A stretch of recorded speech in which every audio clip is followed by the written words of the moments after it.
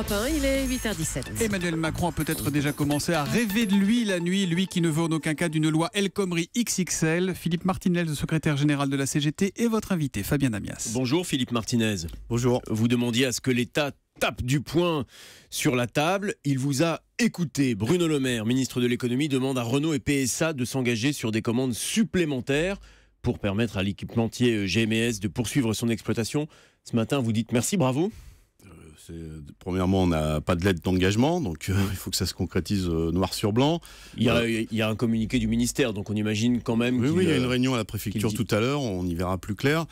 C'est un tout petit pas parce que le carnet de commandes arrive à 22 millions, il en faut 35 pour pérenniser le site. Donc vous voyez, il reste encore de la marge pour sauver le maximum d'emplois. Et puis, il faut savoir à quelle commande ça correspond. Est-ce que c'est des vieilles pièces ou on travaille sur des nouveaux produits? Donc, c'est tout l'enjeu des discussions. Donc, c'est encore, on attend encore d'avoir des confirmations. Et puis, il faut que le gouvernement écrive au tribunal pour reporter la décision de demain. Et vous êtes confiant justement dans le report de cette décision qui devait initialement être prise par le tribunal de commerce de Poitiers demain.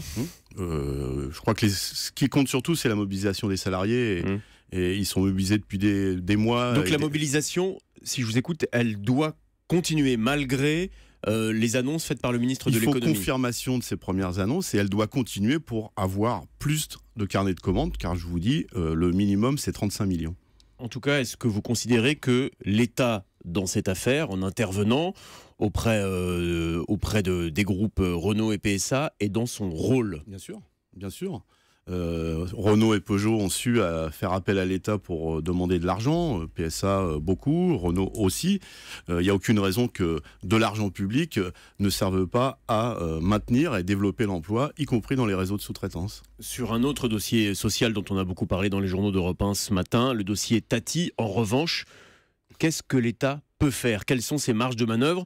Je dis ça parce que vous, comme la CFDT, vous appelez à manifester devant le ministère du Travail dans quelques heures pour aider au financement du plan social de Tati. Mais quel rôle peut jouer l'État? Il faut déjà revoir la loi Macron.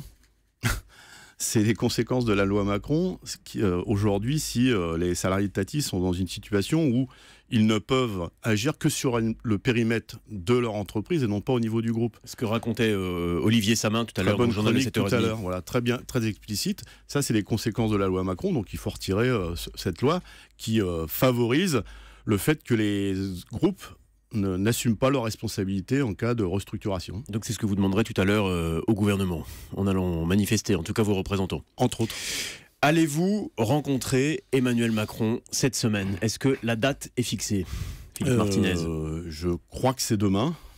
Vous croyez? Il y a un rendez-vous avec le président de la République, c'est pas mieux calé que ça? C'est un communiqué que vous avez dû recevoir. Nous, on l'a reçu comme journaliste, mais vous n'avez pas reçu un coup de fil ou un appel de l'Élysée? J'ai eu un coup de fil vendredi qui, normalement, prévoyait un rendez-vous demain. Ce sera seul avec le président ou il sera accompagné de son Premier ministre? Je ne sais pas. Vous n'avez aucune information sur le rendez-vous qui vous sera donné? Emmanuel Macron, depuis qu'il a été élu, il vous a appelé. On a vu que le Premier ministre vous avait passé un coup de fil, je crois jeudi dernier. Est-ce que c'est le cas du chef de l'État? Non, il ne m'a pas appelé. Mais vous le connaissez? Il est pas nouveau. Contrairement à ce que j'entends de ci, de là, il a été ministre, secrétaire adjoint de l'Élysée, donc il sévit dans les couloirs du pouvoir depuis quelque temps. Il est célèbre pour la loi Macron, qui n'est pas que les autobus sur les routes. Il a aussi agi dans un certain nombre de dossiers, donc il est connu, oui, il n'est pas nouveau. Édouard Philippe a donné hier, dans les colonnes du JDD, son discours de la méthode pour la réforme du Code du travail, qui évidemment va beaucoup faire parler. Il a dit que cette réforme, elle doit être bien pensée, bien discuté, bien exécuté. Il y aura donc une vraie place à la discussion. Vous êtes confiant sur cette méthode? Écoutez, pour l'instant, on a les déclarations du président de la République pendant sa campagne. C'est tout ce qu'on a. Il n'y a pas de texte. Il y a donc des intentions. Et sur les intentions d'aller plus loin que la loi travail, la loi El Khomri, nous y sommes évidemment opposés puisque nous l'avons combattu l'année dernière. Ce qui consiste à avoir de plus en plus de discussions à l'entreprise sur des sujets essentiels, je pense au salaire et au paiement des qualifications. C'est-à-dire que selon le diplôme, avec le même diplôme, selon l'entreprise, on n'aura pas le même salaire. Oui, c'est à ça qu'on veut s'attaquer. Donc, pour l'instant, sur les déclarations d'intention du gouvernement et du président, nous ne sommes pas d'accord, mais pour discuter, il faut un texte. Nous en avons un, et nous allons d'ailleurs le présenter au Premier ministre ou à la ministre du Travail quand elle nous recevra. Et vous dites qu'il faut un texte pour discuter. Est-ce que vous redoutez qu'un texte existe déjà, c'est-à-dire qu'on vous présente une réforme d'ores et déjà ficelée? Ah oui, en tout cas, c'est bien parti pour, puisque si j'écoute bien, ceux qui ont écrit la loi travail sont un à l'Élysée, l'autre à Matignon. Donc il y a toutes les chances que on nous cantonne dans juste une appréciation d'un texte déjà écrit. On ne connaît pas encore précisément le fond, ça c'est ce qui va être discuté dans les jours et les semaines qui viennent. En revanche, quelques petites idées, mais sur la forme et sur la méthode, on sait comment le gouvernement veut s'y prendre. Il veut aller vite, le Premier ministre le dit hier dans le JDD, il dit on ne va pas passer 2 ans dessus, donc il y aura recours à des ordonnances. Est-ce que les ordonnances, pour vous, sont une ligne rouge? Premièrement, il faut discuter, il faut dialoguer. Donc, il faut prendre le temps de la discussion. On ne peut pas évoquer d'une part le dialogue et dire on veut aller vite. En plus, pendant les vacances, c'est quand même un peu fort de café de discuter d'un texte aussi essentiel pendant que les salariés sont en congé. Donc, la méthode n'est pas bonne. Après, sur les ordonnances, il y a des priorités. Le Code du travail n'est pas une priorité en tant que tel. Si le gouvernement veut agir par ordonnance pour placer le SMIC à 1 800 €, il n'y a pas de problème. Hein. On signe tout de suite. Mais la discussion, en tout cas celle qu'appelle, semble-t-il, le gouvernement de ses voeux, elle doit précéder les ordonnances. Ordonnances d'ailleurs dont, je lis Jean-Claude Mailly, le secrétaire général de FO ce matin dans Les Échos, il dit « ça n'est pas un problème ». Donc s'il y a une discussion qui précède, ce point-là ne vous heurte pas. Ça dépend de la façon dont on va discuter, le temps nécessaire, comment on va être écouté. Pour dialoguer, il faut être deux. Or, quand on va vite, on ne prend pas le temps de la discussion. J'espère que demain, par exemple, si on rencontre le président de la République, ce n'est pas la première et la dernière réunion. Parce que là, ça serait grave.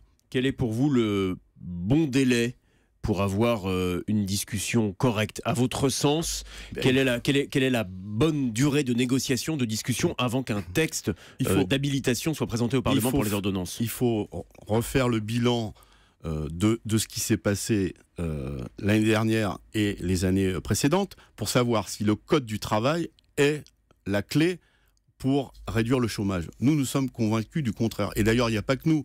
L'année dernière, tous les débats ont montré que ce n'est pas en changeant le Code du travail qu'on va créer de l'emploi. Et les propositions, enfin en tout cas le programme du président, c'était favoriser les licenciements pour donner de la souplesse aux entreprises. On ne crée pas de l'emploi en licenciant, vous le savez très bien.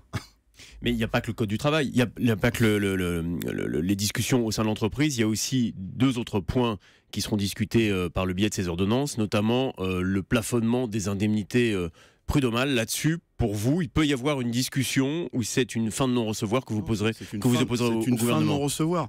On veut donner un prix à un licenciement sans tenir compte de la situation familiale de ceux et celles qui vont être licenciés, sans tenir compte de la situation de l'entreprise. C'est-à-dire, un licenciement, ça vaut autant.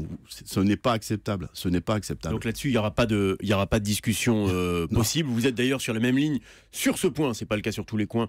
Sur tous les points avec la CFDT de Laurent Berger. Vous avez évoqué récemment de possibles mouvements avant l'été. Vous parliez de la 3e semaine de juin.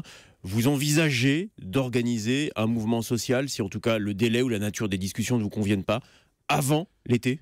En tout cas, on va aller à la rencontre des salariés. Vous avez dit la 3e semaine de juin. Vous savez qu'on décide pas tout seul. Il faut voir avec les salariés. C'est-à-dire juste après les législatives. Mais il y a un très fort mécontentement dans ce pays. Ce qui s'est passé l'année dernière, ça reste dans toutes les têtes. Et si le gouvernement veut passer en force ou ne prend pas en compte un certain nombre de dispositions qu'on a mises sur la table, évidemment, il y aura de la colère et peut-être aussi des mobilisations. Donc des mobilisations qui peuvent intervenir avant l'été, au moment de la formation du gouvernement, juste après les législatives. Si les salariés le décident, oui, il n'y a pas de temps pour se mobiliser. En tout cas, si ça ne va pas, on va se mobiliser rapidement. Vous avez appelé à faire battre le Front National et donc à soutenir Emmanuel Macron, même si ce n'était pas un blanc-seing pour son programme. Est-ce que, dans le climat que connaît le pays actuellement, il n'y a pas une nécessité de compromis?